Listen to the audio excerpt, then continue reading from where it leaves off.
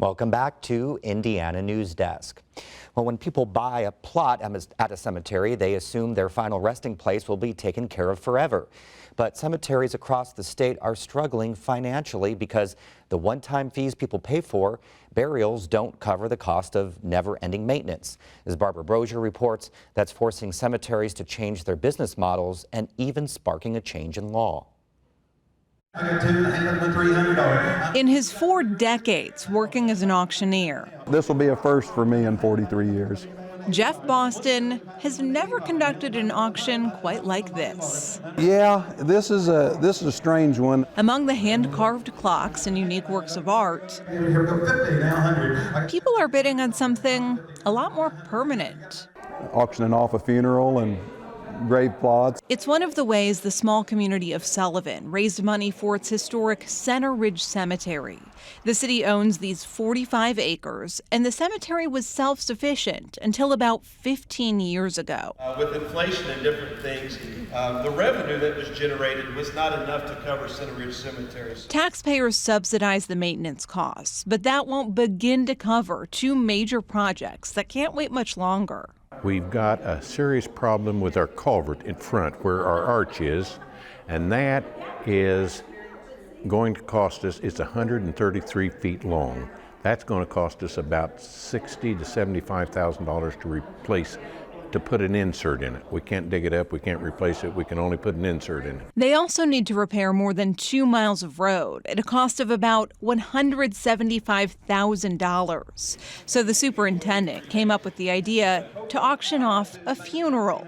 Coffin, vault, monument, burial plots, and services included. What I'm trying to do is just to generate as much interest and as much awareness of the cemetery as I possibly can, and see how much money we can raise. Between the auction and donations, they raised a small fraction of what they need, $23,000.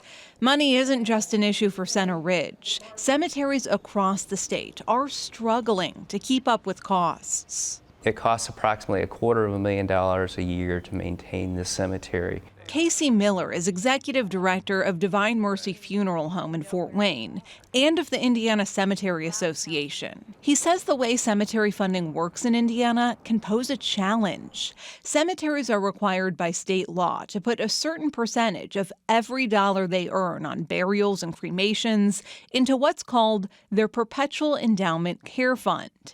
The idea is that it will give them the money they need to care for the cemetery forever. But cemeteries could only spend the interest generated on the fund. We're living in a very low interest rate environment, so therefore the interest rate from these endowment care funds is very, very low, and the earnings is very low. A law that went into effect in July gives cemeteries more flexibility with how they can use their perpetual care funds. It creates what's called a unitrust option. It gives the cemetery board of directors, or those in charge of making financial decisions, the option to use between 3% and 5% of the value of that endowment care fund to offset the maintenance costs of that cemetery. But Miller says that change alone isn't enough. About 48% of Hoosiers now prefer cremation, so many cemeteries need to reevaluate their business models. This is the future for cemeteries. Columbariums like this one can hold dozens of cremains, but they only take up about as much space as a single burial plot. 2 years ago, all that was here were the garden buildings, just the above-ground mausoleum. So what we did was we took this area in this quadrant here and we developed it into an area for 4 columbaria niche spaces.